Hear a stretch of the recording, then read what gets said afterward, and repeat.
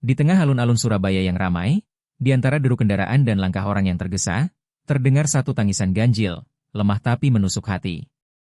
Tak ada yang berhenti, semua sibuk dengan urusannya sendiri.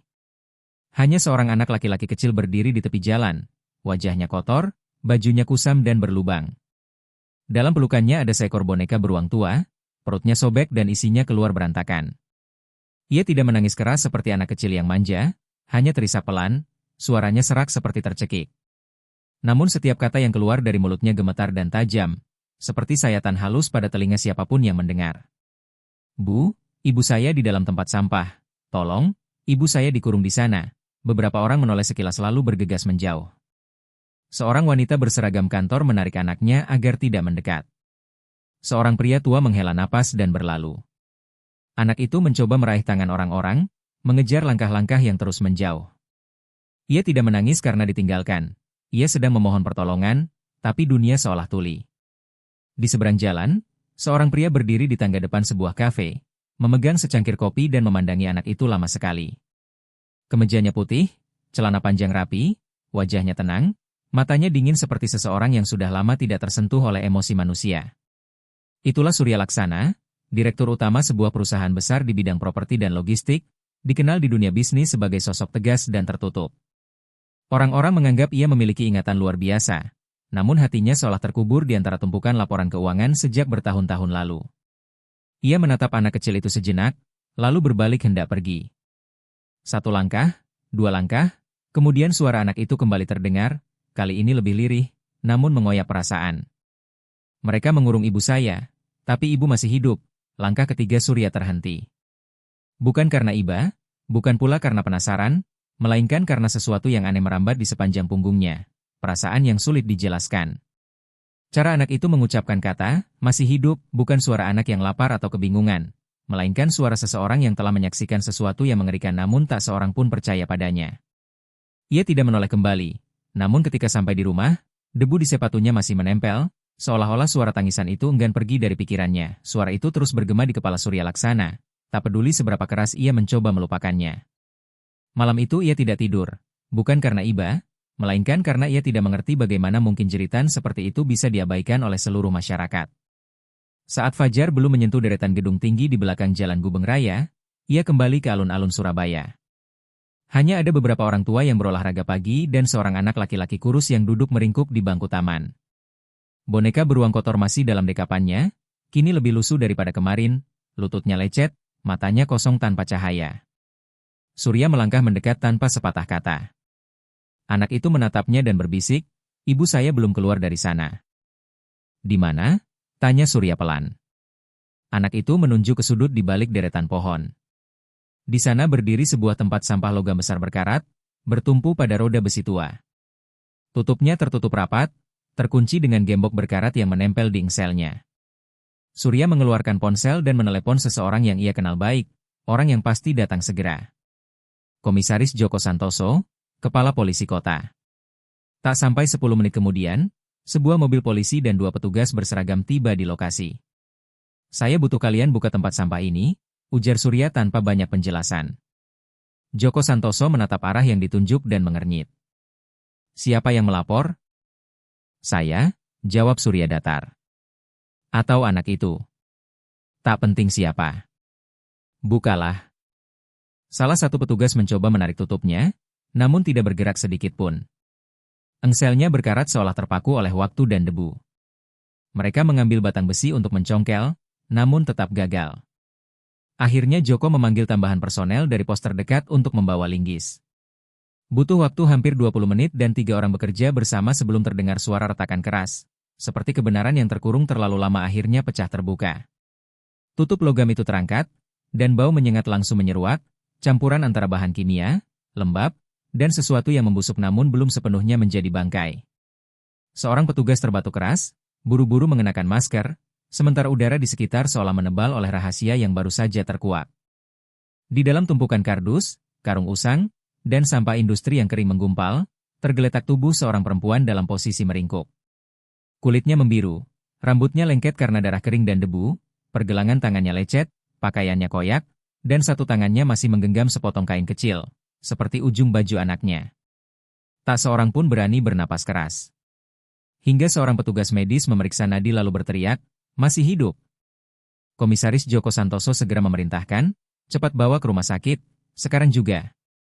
Anak laki-laki itu berlari ke depan, hendak menggenggam tangan ibunya, tapi seorang petugas menahannya.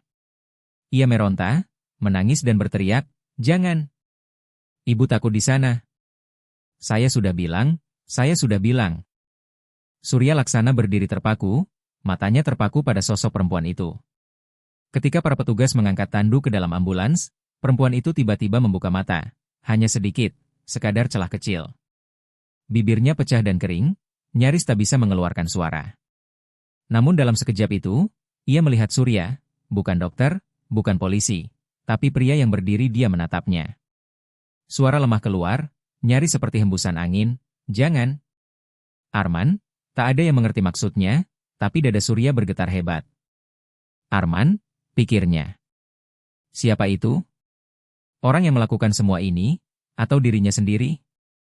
Ia tak tahu mengapa tubuhnya merinding begitu hebat.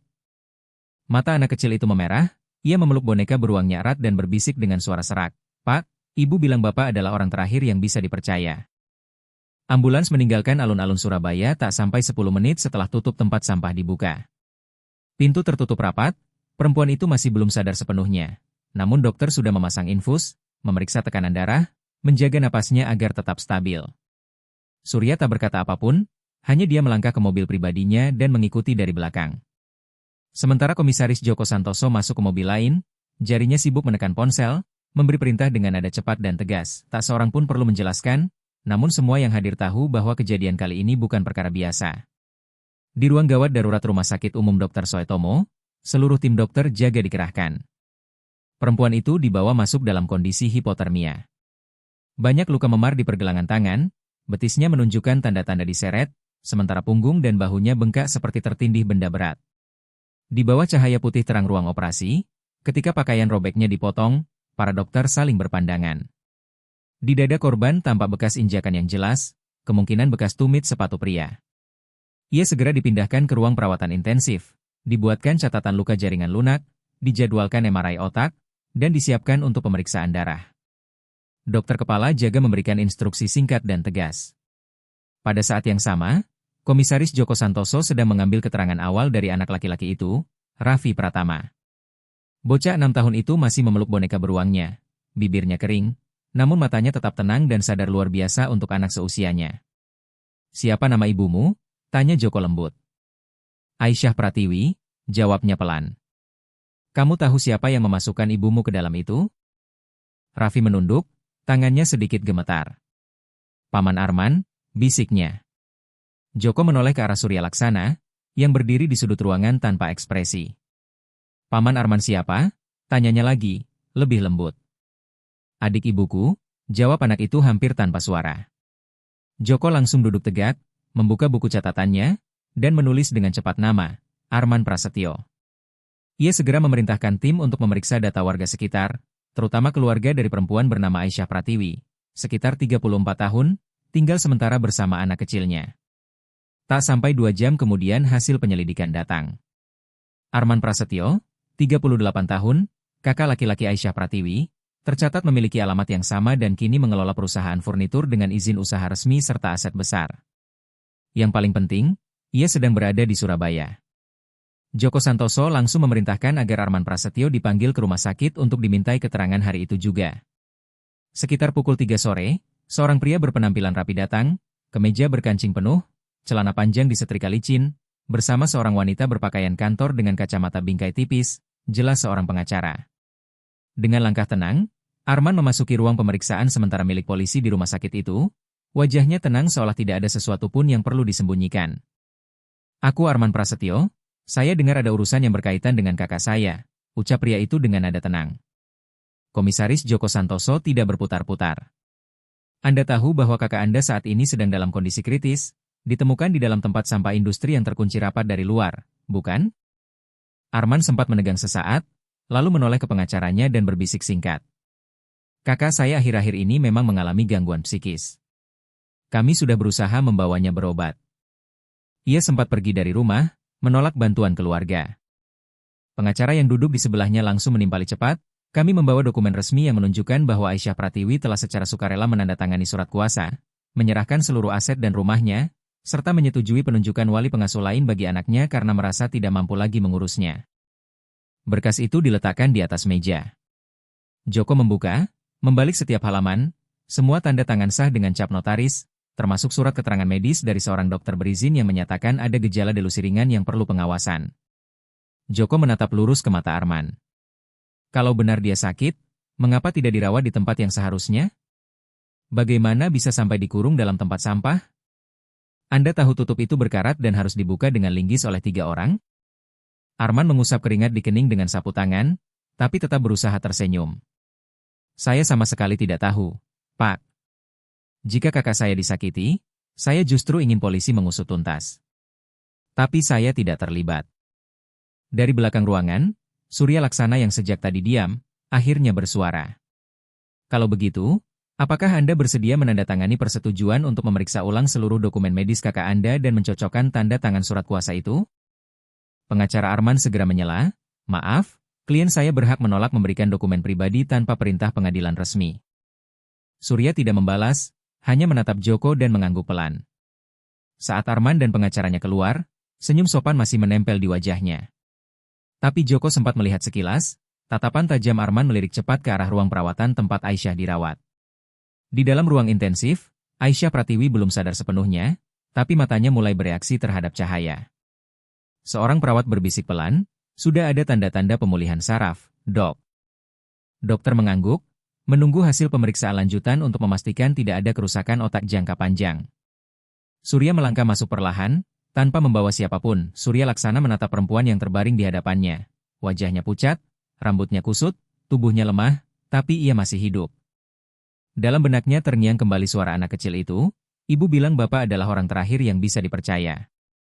Seorang ibu di ambang kematian menyebut nama seorang pria yang hampir tak ia kenal, hanya bertemu sekali. Mengapa?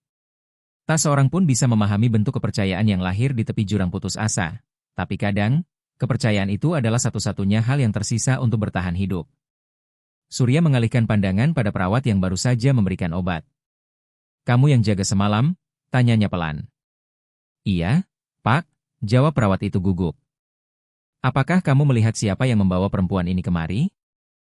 Ia menggeleng. Tidak, Pak. Tapi sekitar jam 2 dini hari saya sempat mendengar suara dari halaman belakang. Saya kira kucing, sampai pagi baru tahu ada laporan penemuan korban. Surya mengangguk, lalu pandangannya berhenti di tangan kiri Aisyah Pratiwi. Di bawah memar biru keunguan, ada satu goresan baru yang sudah kering. Jari-jarinya masih sedikit menggenggam, seolah memegang sesuatu yang tak terlihat. Ketika Komisaris Joko Santoso masuk dari lorong kanan, Surya berujar pelan, mulai sekarang, lindungi dia. Jangan biarkan siapapun mendekat tanpa izin resmi. Baik, jawab Joko tegas, saya akan menempatkan petugas berjaga di sini. Dan anak itu, Surya berhenti sejenak, dia tidak boleh kembali ke pamannya. Joko menarik napas panjang. Saya akan hubungi panti sosial Kasih Harmoni.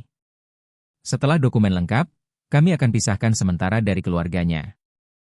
Seolah debu lama terhempas, jalinan kebohongan yang tampak rapi mulai retak perlahan. Sore harinya, berita tentang seorang perempuan yang ditemukan masih hidup di dalam tempat sampah industri mulai muncul di beberapa portal berita lokal. Tak ada yang tahu siapa yang pertama kali menyebarkan, tapi foto tempat sampah logam berkarat di sudut alun-alun Surabaya disertai judul mengejutkan. Penyelamatan wanita dari tempat sampah terkunci, korban atau halusinasi? Dalam hitungan jam, berita itu menyebar ke forum-forum daring, dan kisah tersebut pun menjadi bahan perbincangan yang tak terhindarkan di seluruh kota. Sebagian orang marah, sebagian lain meragukan, namun semuanya benar-benar meledak ketika sebuah video wawancara pendek muncul di portal berita besar. Dalam video itu, Arman Prasetyo duduk rapi di depan kamera. Wajahnya tampak lelah, suaranya bergetar. Saya tidak pernah menyangka semuanya akan sejauh ini. Kakak saya dulu perempuan yang lembut, penuh kasih, tapi setelah melahirkan, dia mulai menunjukkan tanda-tanda gangguan. Kadang merasa ada yang mengikutinya, kadang pergi dari rumah tanpa alasan. Kami sudah beberapa kali membawanya berobat. Saya hanya ingin melindungi dia dan anaknya. Wawancara dengan lihai menggiring cerita menjadi kisah menyentuh tentang seorang adik yang tak berdaya menyaksikan kakaknya kehilangan kewarasan. Di akhir tayangan, muncul seorang dokter psikiatri, wajahnya serius, mengutip sebagian isi laporan medis. Gejala delusi ringan pernah disebut dalam diagnosa awal. Jika tidak ditangani dengan tepat, bisa membahayakan dirinya sendiri dan orang terdekat. Di bawah video itu, ribuan komentar mengalir deras. Mungkin perempuan itu sendiri yang masuk ke tempat sampah, tulis seseorang. Bisa jadi dia halusinasi.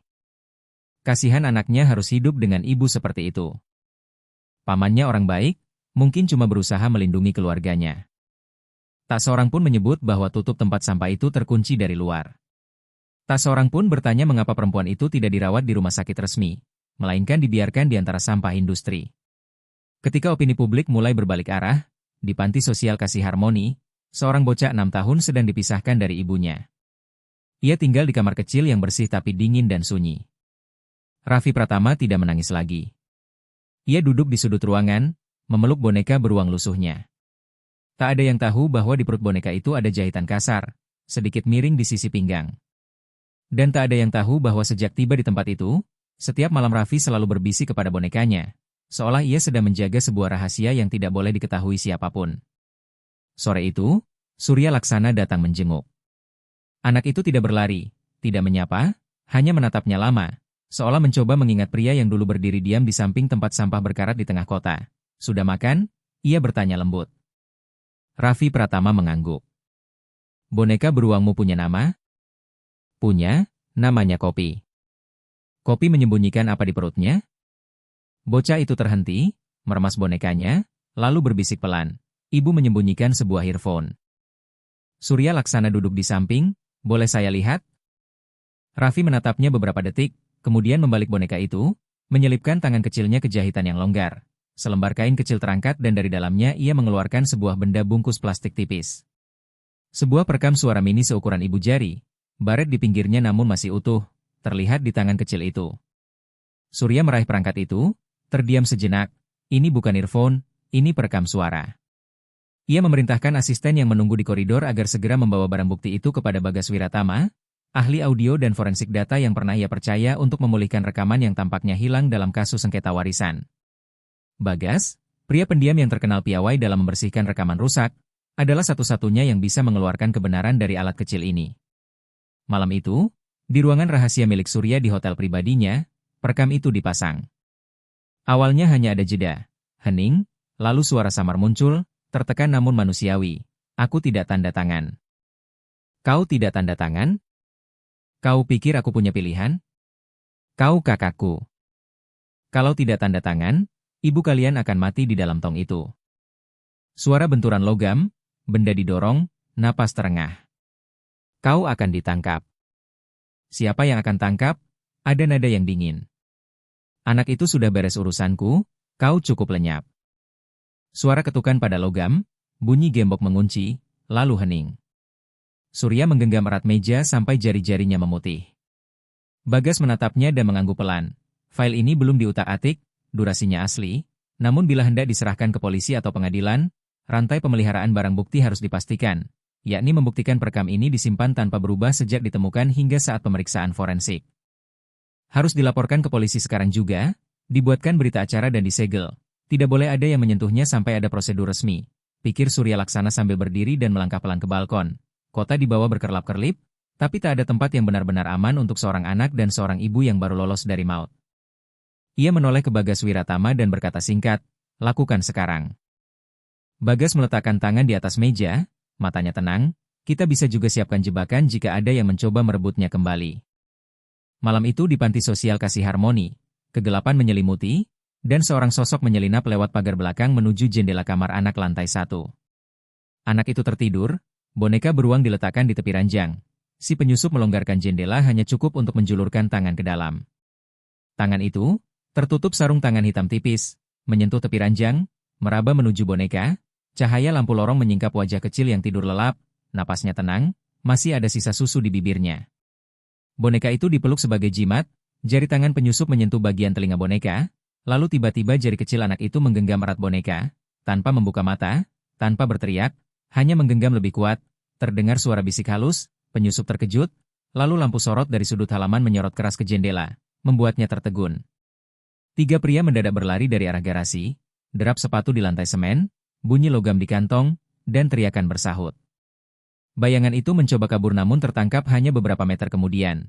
Tanpa pisau, tanpa senjata, tanpa identitas, hanya sebuah tas kecil dan sebuah pemotong kunci. Komisaris Joko Santoso hadir kurang dari 20 menit kemudian. Surya datang membawa map bukti yang telah disegel. "Kita aman sekarang," bisik Joko. "Saya tidak menyangka mereka hanya berniat mencuri boneka," katanya. Surya menatap serius, "Benar, target mereka perekam suara. Mereka pikir alat itu masih di sini, dan jika anak itu bicara, mereka berniat menenggelamkannya. Lihat kamar perawatan, anak sedang diperiksa. Saya menyaksikan seluruh barang bukti dikirim ke tim forensik teknik kepolisian.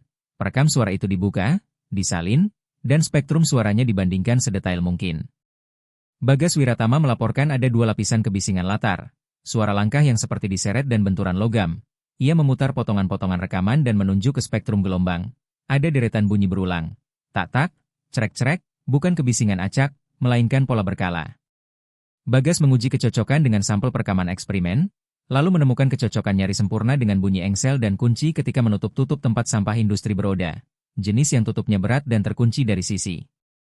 Maksudnya, suara itu terekam tepat saat perempuan itu didorong masuk atau saat ia berusaha membuka dari dalam. Setiap tak adalah benturan pada badan tong atau tarikan gagang, dan deru terakhir adalah ketika engsel tertekan dan tutup mengunci rapat. Saya mengangguk, karena ini bukan sekadar bukti rekaman, ini bukti spasial dan fisik yang menguatkan kronologi kejadian. Bagas berjanji akan menggunakan gema, karakter frekuensi, dan polusi suara latar untuk merekonstruksi lokasi kejadian. Jika pola itu cocok dengan posisi tempat sampah di alun-alun Surabaya, kita punya bukti waktu dan tempat yang kuat. Di saat itu, Ridwan Saputra masuk, wajahnya tegang. Tadi malam pihak Arman Prasetyo sudah mengajukan permohonan darurat ke Dinas Sosial, meminta alih hak asuh sementara atas Raffi Pratama, dengan dalih bahwa sang anak rentan mengalami krisis psikologis karena terlalu banyak interaksi. "Bagaimana kita menanggapi?" saya tanya. "Saya sudah coba campur tangan, tapi akan sulit mempertahankan hak asuh anak itu tanpa alasan hukum atau perintah perlindungan khusus," jawab Ridwan. Saya memandang Bagas, "Berapa lama kamu butuh untuk menyelesaikan pemeriksaan file audio ini sebelum sidang pemeriksaan bukti dalam 3 hari? Bagas menekankan perlunya menjaga rantai penyimpanan bukti dan prosedur forensik yang ketat. Namun ia yakin dapat menyelesaikan analisis inti dalam batas waktu itu jika perekam dan data terus diamankan tanpa gangguan. 3 hari kemudian, di ruang sidang pendahuluan Pengadilan Negeri Surabaya, pemeriksaan berkas dan penetapan tindakan sementara dimulai. Pihak Arman Prasetyo hadir bersama pengacaranya. Ia datang tepat waktu, berpenampilan rapi, tersenyum sopan, mengangguk pada setiap orang. Surya Laksana duduk di barisan belakang, tidak bicara, namun matanya tak lepas dari setiap gerak di ruangan itu. Ridwan Saputra, pengacara pihak korban, berbicara dengan suara tenang namun tegas. Ia tidak menyerang, hanya bertanya, mengapa Aisyah Pratiwi ditemukan di dalam tempat sampah industri terkunci jauh dari rumahnya? Mengapa waktunya persis bertepatan dengan saat anaknya, Raffi Pratama, ditemukan sendirian di malam hari? Dan mengapa, sebelum penyelidikan selesai, pihak Arman Prasetyo begitu cepat menyebarkan pernyataan bahwa kakaknya menderita gangguan jiwa? Di sisi lain, pengacara Arman tersenyum tipis. "Kami tidak menebak, kami memiliki hasil pemeriksaan medis, surat kuasa sah, bahkan ada rekaman suara yang menampilkan tekanan dan ancaman pada korban, juga suara kunci tempat sampah yang dikunci." Ruangan menjadi hening. Ketua majelis mengangkat wajahnya. "Apakah barang bukti itu disita secara sah dan dijaga rantai penyimpanannya?" Ridwan menjawab, "Kami sudah membuat berita acara penyegelan sejak ditemukannya barang bukti, dan sedang menunggu hasil verifikasi forensik dari ahli teknis hukum." Pihak Arman meminta penundaan untuk memverifikasi asal alat bukti dan keabsahannya. Sidang ditunda, dengan perintah agar kedua pihak menyerahkan berkas tambahan dalam 7 hari. Hak asuh sementara Raffi Pratama tetap berada di bawah perlindungan Panti Sosial Kasih Harmoni. Saat meninggalkan ruangan, Arman Prasetyo berhenti di dekat Surya. Suaranya rendah, "Anda tidak ada sangkut pautnya, saya tahu. Tapi kalau Anda terus ikut campur."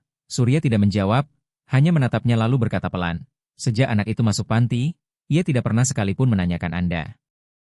Tidak sekalipun. Tatapan Surya Laksana dan Arman Prasetyo saling bertemu, dan dalam satu kedipan cepat dari pihak Arman, Surya menangkap sesuatu, tanda kecil dari kepanikan yang tersamar. Malam itu, di kamar kecil yang lampunya sudah dipadamkan, Raffi Pratama dibawa kembali ke ruang tidurnya di Panti Sosial Kasih Harmoni. boneka beruangnya tidak lagi ada di samping. Benda itu kini telah menjadi barang bukti resmi yang disegel dalam plastik bukti. Namun anak itu tetap menaruh tangan di dada, seolah masih bisa merasakan kehangatan dari sesuatu yang pernah menyelamatkan nyawa ibunya. Seorang penjaga tua ditugaskan berjaga sepanjang malam. Kamera tambahan dipasang di jendela belakang, memberi kesan semuanya kini aman. Tapi ketenangan itu tidak bertahan lama. Siang harinya, keadaan Aisyah Pratiwi di rumah sakit tiba-tiba memburuk. Perawat jaga menekan tombol alarm darurat ketika monitor jantung menunjukkan denyut tak stabil. Tubuh Aisyah berkeringat deras, mengalami kejang ringan meski suhu tubuhnya normal. Para dokter segera menyuntikkan obat penstabil tekanan darah dan melakukan tes darah kedua. Hasilnya mengejutkan, ditemukan jejak obat penenang golongan ringan, cukup untuk membuat kehilangan kesadaran tapi tidak untuk menimbulkan efek bius. Obat itu tidak tercatat dalam daftar resep rumah sakit sejak ia masuk perawatan. Penyelidikan internal segera dimulai. Rekaman kamera di lorong diperiksa ulang. Pada pukul 2.17 dini hari, tanpa seseorang mengenakan seragam perawat masuk ke kamar Aisyah Pratiwi. Wajahnya tertutup masker dan tudung kepala, gerakannya hati-hati. Namun ketika keluar, ada momen singkat ia menurunkan masker untuk berbicara lewat telepon, cukup jelas untuk mengenali identitasnya. Itu adalah Nur Hayati, perawat kontrak yang kebetulan juga bertugas malam ketika Aisyah pertama kali dirawat. Pukul 4 sore, di ruang kerja Surya Laksana di hotel pribadinya, muncul seorang perempuan tinggi berwajah pucat, matanya merah berurat dan kedua tangannya terus gemetar saling menggenggam. Aku tidak tahu, saat itu aku tidak pernah menyangka semuanya akan jadi seperti ini. Aku hanya melakukan apa yang dia minta. Suara Nur Hayati parau, setiap kata keluar seperti serpihan dari tenggorokannya yang kering karena rasa bersalah yang telah lama tertahan. Surya Laksana menatapnya tenang. Siapa? Dia, yang kau maksud? Arman Prasetyo, jawabnya pelan. Dia menyewa kamu? Surya bertanya lagi. Tidak, awalnya dia hanya memintaku memberi kabar jika kakaknya sadar. Katanya dia khawatir kakaknya akan melukai diri sendiri. Aku percaya saja. Tapi setelah itu, dia mulai memberi uang. Pertama kali cuma untuk mencatat jam perawatan. Lalu semalam, dia kirim paket kecil.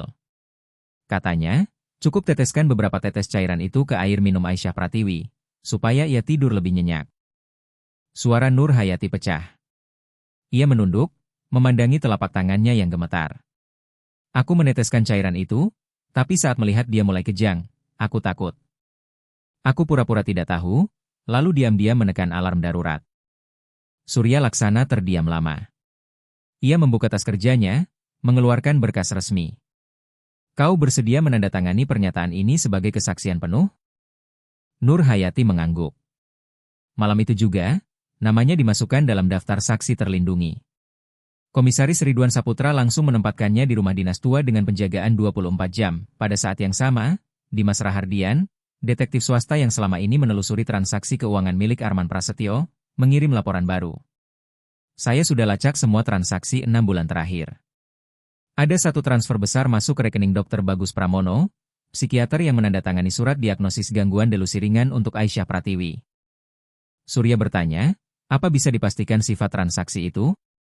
Dimas menjawab, secara formal tercatat sebagai biaya konsultasi pribadi 1 kali, tapi tidak ada berita acara atau bukti sesi konsultasi apapun. Artinya, ini hanya kamuflase, cara untuk melegalkan uang suap tanpa bukti kegiatan nyata. Transaksi dilakukan lewat transfer bank, bukan tunai. Namun ada satu hal yang tak terbantahkan.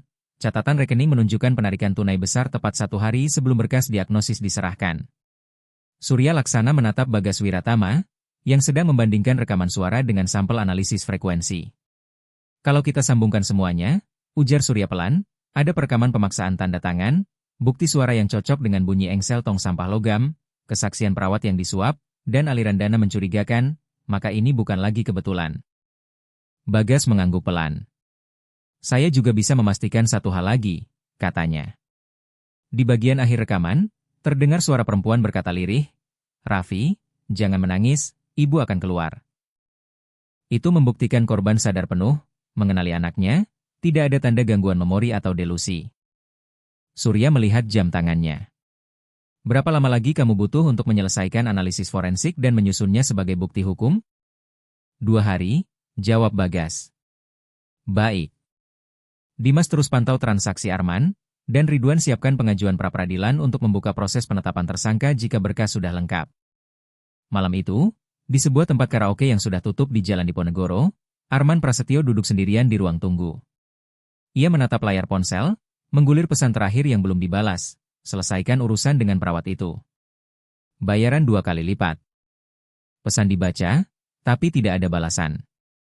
Cahaya dari layar memantul di matanya yang mulai tampak panik.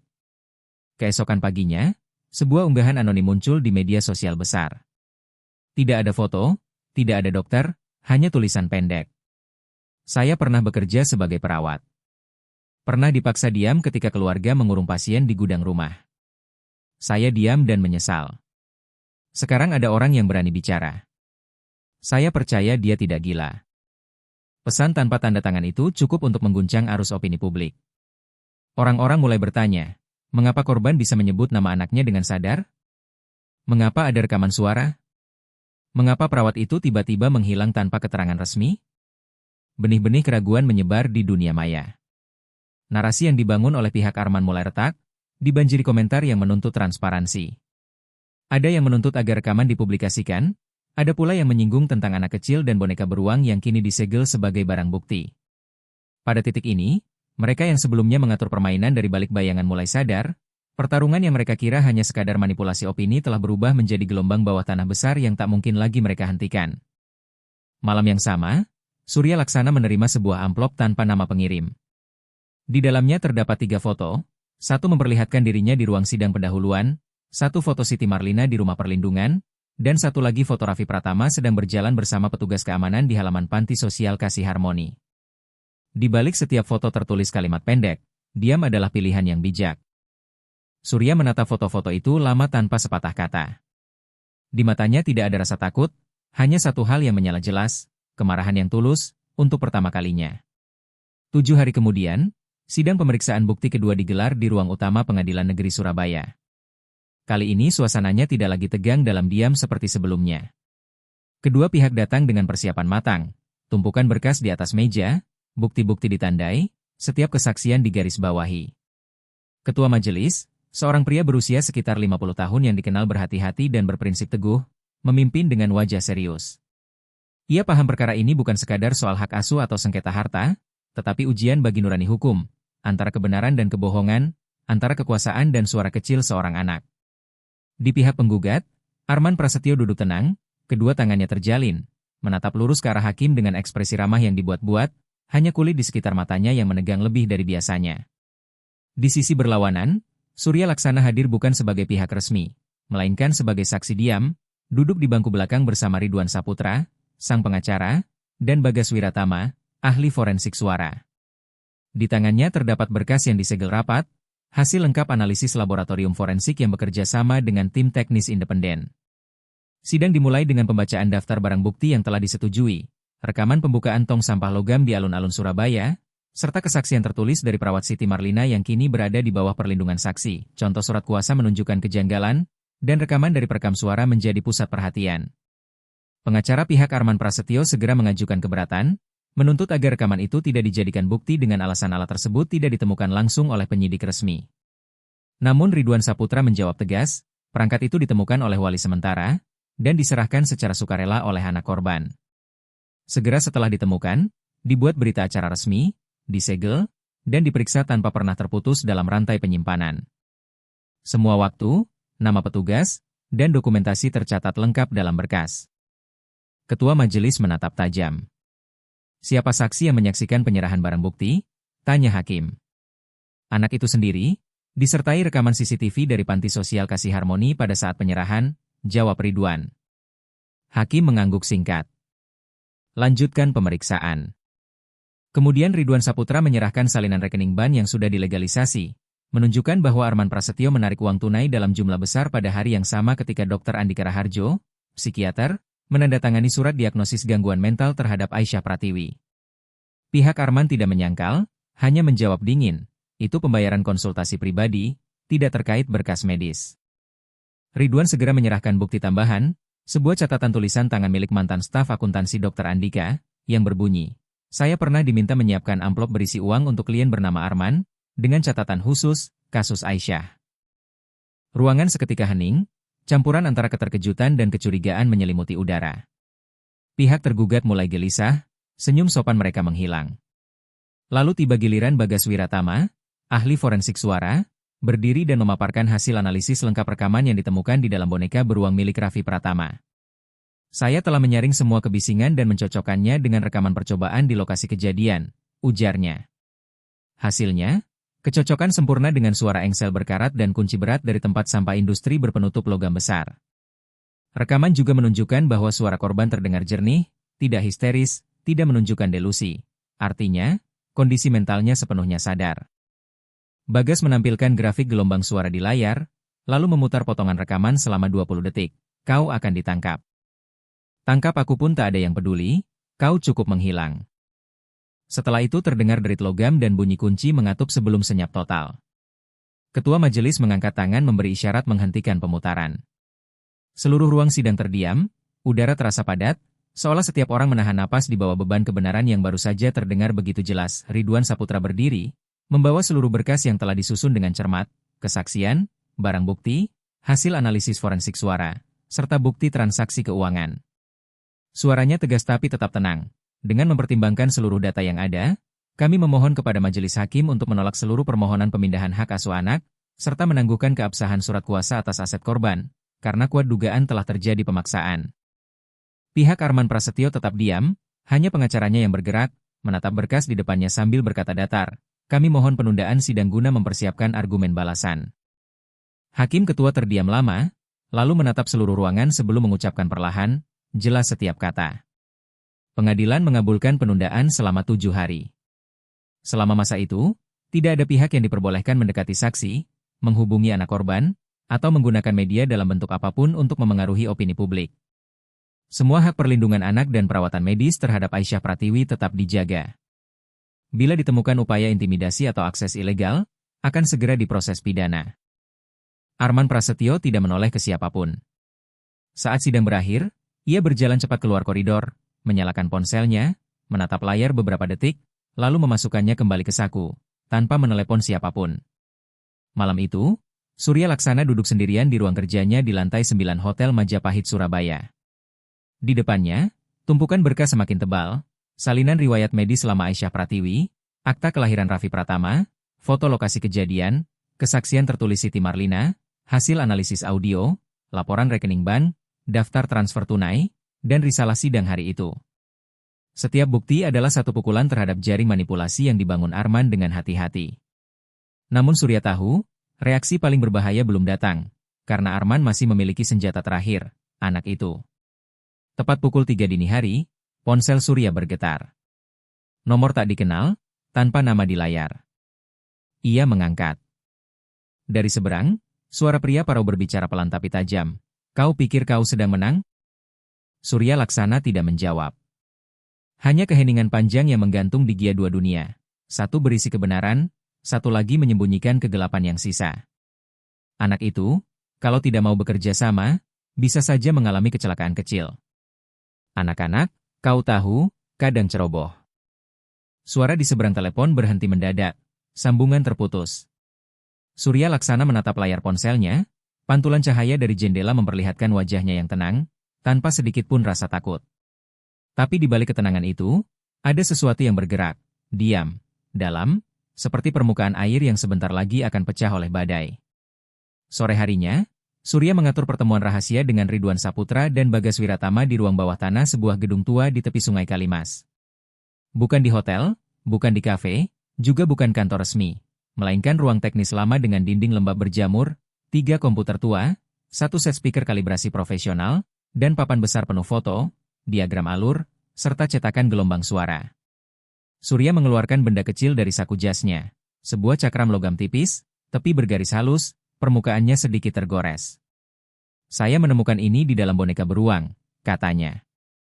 Waktu itu saya hanya fokus pada perekam suara, tak sadar benda ini ikut jatuh dari lapisan kain. Bagas menerima dan memeriksa dengan hati-hati. Ini piringan magnetik, media penyimpanan suara dari perangkat lama, tapi anehnya bukan milik perekam yang disegel. Surya duduk kembali. Kemungkinan salinan parsial, atau potongan data yang disembunyikan. Bagas mengangguk pelan. Saya butuh beberapa jam untuk mengekstraknya. Pembaca jenis ini sudah langka, tapi saya punya alat improvisasi. Sore itu juga, Bagas Wiratama mulai bekerja. Ketika layar menampilkan hasil pertama, suara yang muncul bukan percakapan, melainkan napas tersengal, dentuman pintu, langkah yang tergesa-gesa, gesekan logam, dan satu rangkaian kalimat yang diulang 3 kali. Buka, tolong buka, buka. Suara perempuan, jelas suara Aisyah Pratiwi. Tapi di bagian akhir, muncul suara lain, kasar dan dekat sekali dengan mikrofon. Kalau kau masih hidup dan membuka mulut, anakmu tidak akan selamat. Bagas memandang Surya, wajahnya tegang. Kalimat itu tidak ada di rekaman pertama. Surya mengangguk pelan. Bersihkan bagian akhir itu. Saya ingin mendengar setiap tarikan napas, setiap suara di latar, sekecil apapun. 3 jam kemudian, file rekonstruksi selesai. Bagas menunjuk grafik gelombang di layar. Di latar ada suara mesin truk kecil yang hidup tapi tidak bergerak, mesin idle, dan setelahnya terdengar bunyi klik seperti saklar dihidupkan, lalu suara engsel logam berat berderit. Ini bukan engsel tong sampah, panjang resonansinya berbeda. Lebih besar, lebih padat, seperti pintu kontainer atau ruang penyimpanan industri. Surya Laksana termenung lama, matanya terpaku pada grafik suara di layar. Bisa jadi itu suara pintu besi besar dibuka, mungkin gudang tua. Bagas Wiratama mengangguk pelan. Atau kontainer logam yang sudah lama tidak dibuka. Ridwan Saputra menimpali cepat, berarti lokasi awal tempat sampah ditemukan bukan di alun-alun? Bagas menjawab tenang, tidak bisa dipastikan sepenuhnya, tapi berdasarkan karakter gema dan pantulan suara, lokasinya semi tertutup. Tidak seperti ruang terbuka, pantulannya lembut, tanpa gaung luas, dan tidak ada suara orang di sekitar. Surya terdiam beberapa detik sebelum mengambil ponsel dan menelepon Rizal Gunawan, detektif swasta yang sebelumnya menelusuri transaksi Arman Prasetyo. Cari semua gudang, pabrik, atau bengkel tua dalam radius 3 km dari tempat tong sampah itu ditemukan. Prioritaskan lokasi yang menunjukkan tanda aktivitas baru-baru ini, bekas roda kendaraan berat, pintu baru dibuka, atau kamera keamanan yang masih berfungsi. Saya butuh satu tempat yang cocok dengan pola suara ini. Tepat tengah malam, Rizal menelepon balik. Ditemukan satu lokasi, Pak. Gudang kosong di Jalan Margomulyo. Warga sekitar melaporkan pernah mendengar suara truk datang tengah malam 2 minggu lalu. Kami sudah periksa lantainya, ada bekas roda baja berat, kemungkinan truk industri. Pagi berikutnya, Surya, Rizal, dan tim teknis Bagas tiba di lokasi. Mereka menempatkan alat perekam di 3 titik, memutar ulang rekaman referensi. Uji pertama gagal, gema terlalu dalam. Uji kedua lebih dekat, pantulannya mulai serupa. Uji ketiga, tepat di depan pintu besi besar gudang itu, suara berderitnya sama persis. Frekuensi cocok, amplitudo dan resonansi nyaris identik. Bagas Wiratama menyimpulkan, inilah tempat korban dikurung sebelum dipindahkan ke alun-alun. Rekaman tambahan direkam di sini. Rizal menyalakan senter, menyisir ruangan. Di pojok dinding yang tertutup debu tebal, mereka menemukan sebuah peti kayu terbalik. Bagian dalamnya ada 3 goresan panjang, seperti cakaran dari benda tumpul tajam. Di sebelahnya, sehelai kain merah muda robek menempel pada noda darah kering, bahan yang sama dengan gaun yang dikenakan Aisyah Pratiwi malam itu. Ini miliknya, ujar Rizal pelan. Surya tidak menjawab, ia hanya berlutut, menyentuh lembut dinding yang dingin itu, lalu berdiri. Saat mobil mereka melaju pulang di jalan sempit yang sepi, dari sebuah gang tiba-tiba sebuah truk besar meluncur keluar tanpa lampu peringatan, memotong jalur tepat di depan mobil Surya Laksana. Pengemudi menginjak rem mendadak. Saya terbentur jendela tapi segera menguasai diri. Rizal Gunawan sigap menyalip dari belakang dan mendorong truk itu hingga berhenti, lalu membuka pintu. Kosong, kursi pengemudi kosong, mesin masih menyala di gigi 0. Saya menoleh ke Raffi Pratama yang duduk di sebelah, wajahnya pucat, tangan kecilnya mencengkeram Talita seakan baru saja merasakan sesuatu yang mengerikan. Mereka mau menyerang kita, bisiknya pelan. Saya meletakkan tangan di pundaknya, tidak ada yang bisa merenggut keselamatan anak ini selama ia berada di dekat saya. Malam itu Raffi tak bisa tidur, ia terbangun berkali-kali, berkeringat dan tercekik oleh kepanikan hingga menjerit. Petugas jaga berlari masuk, saya bergegas menenangkan, tidak apa-apa, itu hanya mimpi. Saya tepuk punggungnya sampai ia menunduk ke dada saya, gemetar dalam pelukan. Di tengah kepanikan itu ia berkata, "Kalau ibu cerita, aku akan mati." Saya memeluknya erat, menatap jauh melintasi gelap, membedakan batas tipis antara hidup dan mati, antara kegelapan dan cahaya, dan dalam hati saya bukan lagi soal membuktikan kebenaran semata, melainkan menjaga anak ini dengan segala harga. 2 hari setelah insiden truk itu, saya menghentikan seluruh aktivitas publik.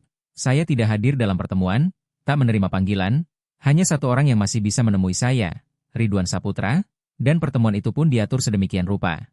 Di sebuah ruang bawah tanah belakang toko buku tua, terkunci 2 palang besi, tanpa kamera, tanpa sinyal telepon. Di dalamnya kami merancang rencana bukan berdasarkan emosi atau jalur hukum semata, melainkan naluri bertahan, serangan sebelum mereka berani melancarkan pukulan balik atau menunggu kesempatan terakhir yang mereka kira aman untuk mencekik bukti.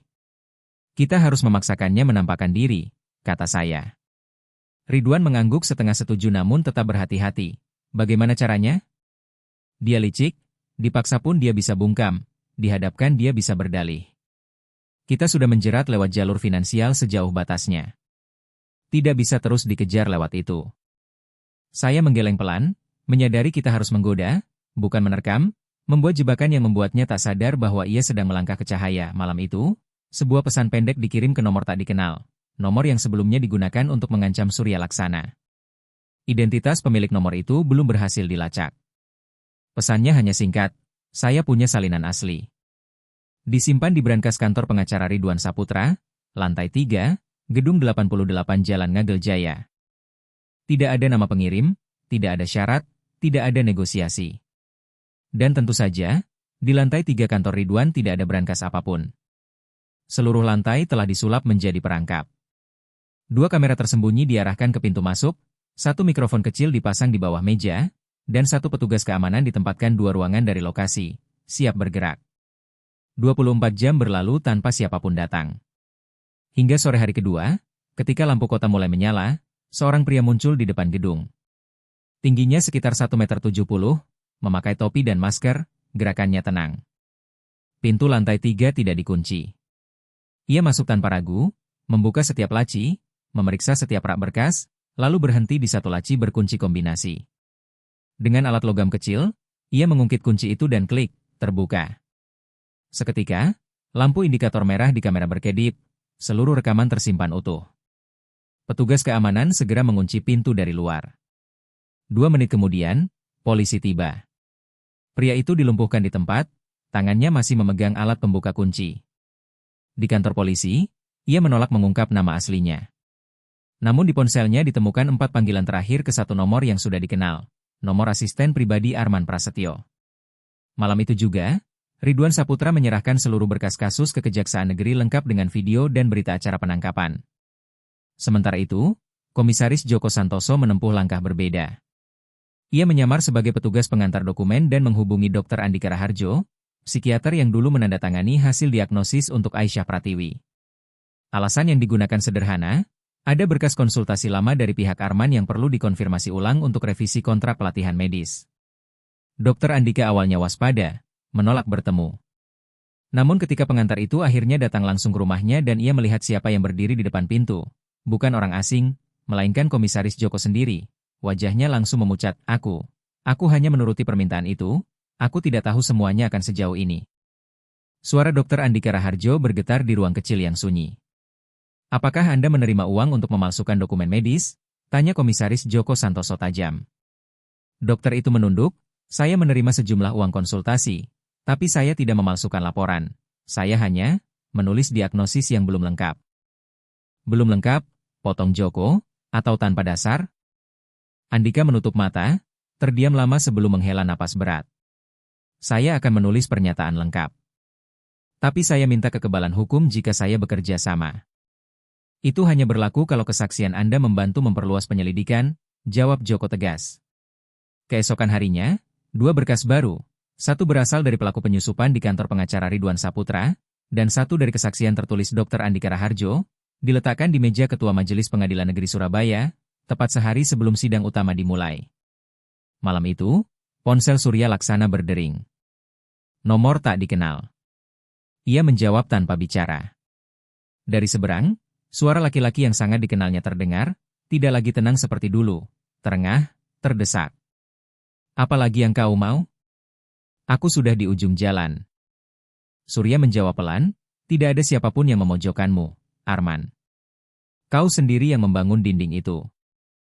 Mereka takkan percaya padamu, suara di seberang menggertak, dan anak itu tidak berarti apa-apa kalau aku membuatnya tampak seperti anak sakit jiwa. Kau takkan bisa, balas Surya. Setiap langkahmu sekarang sedang direkam. Sunyi beberapa detik. Lalu terdengar napas panjang dari seberang. Kita berdua sama-sama lelah, Surya. Bagaimana kalau kita hentikan di sini saja? Aku kembalikan semua aset, kau cabut laporanmu. Tidak, jawab Surya Laksana tanpa jeda. Aku tidak mengejar harta. Aku hanya ingin anak itu hidup, dan ibunya dibersihkan dari tuduhan yang kau ciptakan. Kau tidak punya hak untuk meminta pengampunan atas dosa yang kau sembunyikan. Sambungan terputus tanpa bunyi. Tapi Surya tahu, telepon itu bukan ancaman, melainkan bunyi retak pertama dari kerapuhan yang selama ini bersembunyi di balik wajah Arman Prasetyo. Dan itu justru saat paling berbahaya. Karena ketika seekor binatang terpojok, ia takkan lari, ia akan menerkam. Malam itu, Surya pergi ke panti sosial Kasih Harmoni. Raffi Pratama sudah tidur nyenyak. Ia duduk di tepi ranjang, menyibak perlahan rambut anak itu dan menatap wajah polos yang kini menjadi alasan satu-satunya untuk bertahan.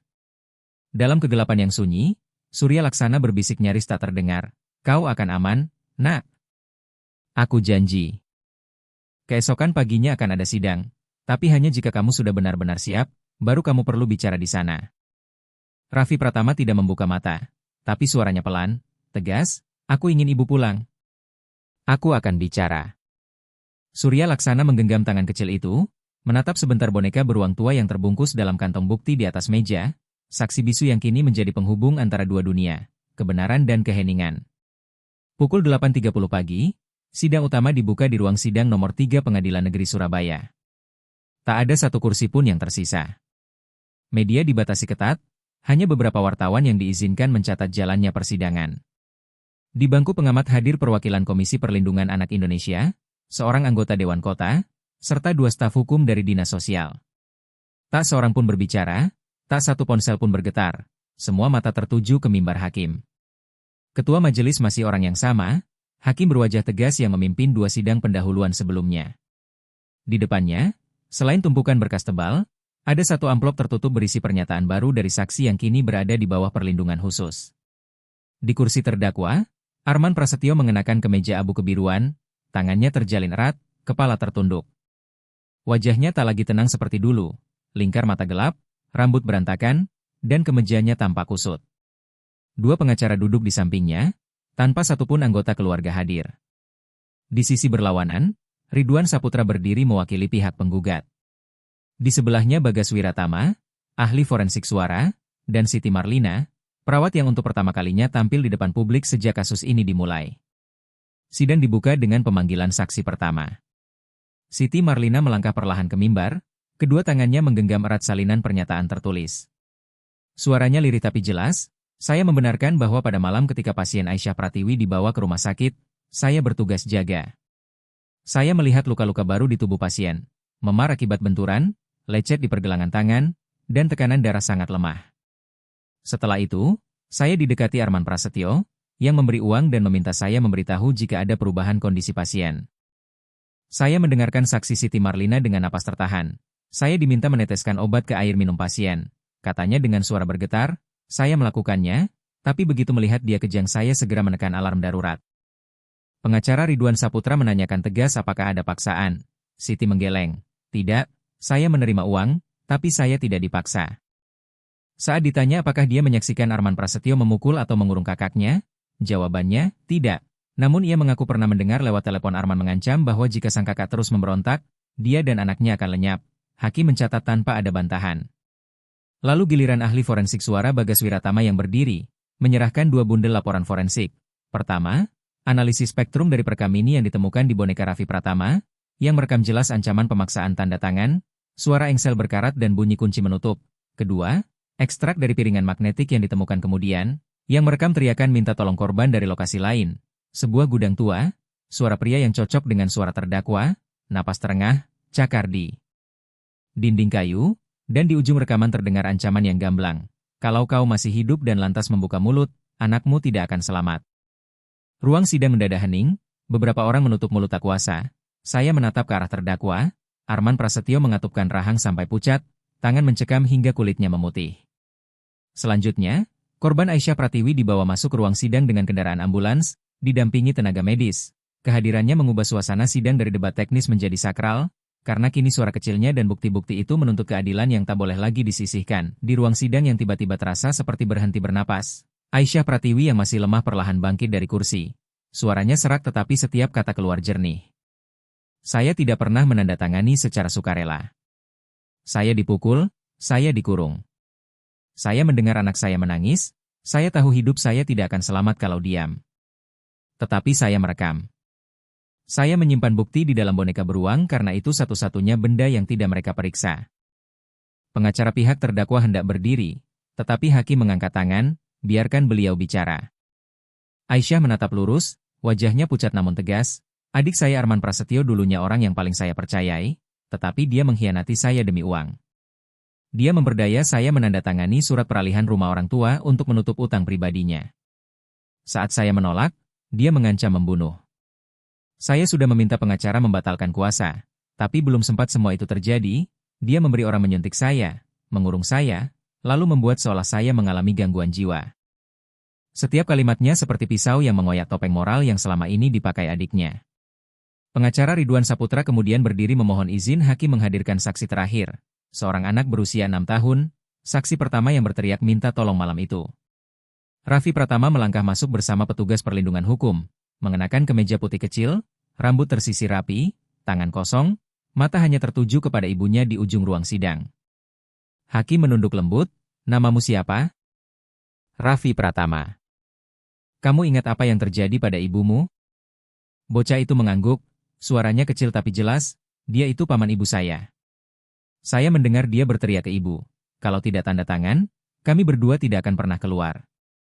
Lalu dia menarik ibu saya pergi, saya mengejar tapi dia menutup pintu. Saya melihat ibu saya dimasukkan ke dalam tempat sampah itu, saya memukul tutupnya tapi tidak bisa membuka. Ruang sidang membeku.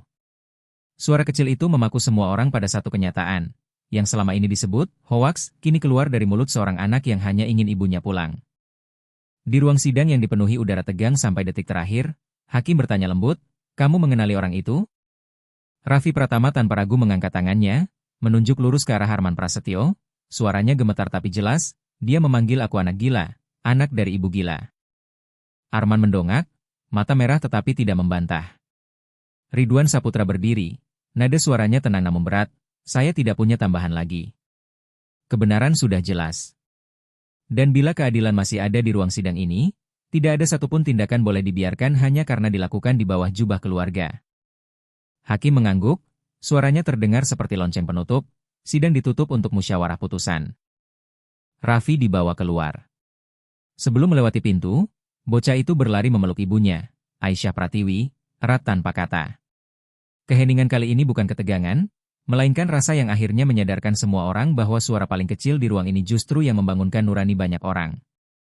Seminggu kemudian putusan dibacakan. Tidak ada tepuk tangan, tidak ada teriakan, hanya senyap total. 20 tahun penjara untuk Arman Prasetyo atas tindak penganiayaan, penahanan ilegal, perusakan barang bukti, dan manipulasi dokumen. Pengadilan juga membatalkan seluruh surat kuasa ilegal serta memerintahkan penyelidikan ulang atas praktik suap dan manipulasi diagnosis medis. Sebuah vonis yang tidak ringan, tidak pula berlebihan, namun cukup untuk mengakhiri rangkaian kebohongan dan membuka jalan hidup baru bagi mereka yang hampir padam suaranya. Keesokan harinya, portal-portal berita nasional memberitakan kasus ini dengan judul yang jelas, bukan lagi setengah sindiran atau penuh tanda tanya. Kasus mengurung korban di tempat sampah industri. Membongkar upaya perampasan harta dengan kekerasan dan manipulasi hukum, terpampang di halaman depan, menampilkan foto Surya Laksana keluar dari ruang sidang menggenggam tangan kecil Raffi, dengan Aisyah berjalan di belakangnya, langkah pelan tapi pasti, menatap cahaya matahari pagi setelah berminggu-minggu di bawah langit-langit putih rumah sakit. Hari itu pula, perwakilan pemerintah kota menggelar permintaan maaf resmi kepada Aisyah Pratiwi dan Raffi Pratama. Nama Aisyah untuk pertama kalinya muncul di berita tanpa kata, gangguan jiwa, atau halusinasi, menempel di belakangnya. Segera setelah sidang, Pengadilan menunjuk Surya Laksana sebagai wali sementara Raffi selama proses adopsi resmi. Sebuah keputusan mengejutkan, namun tidak seorang pun keberatan karena mereka telah melihat sendiri pria itu dengan sabar melindungi bocah tersebut sejak hanya berupa teriakan lemah di samping tempat sampah industri.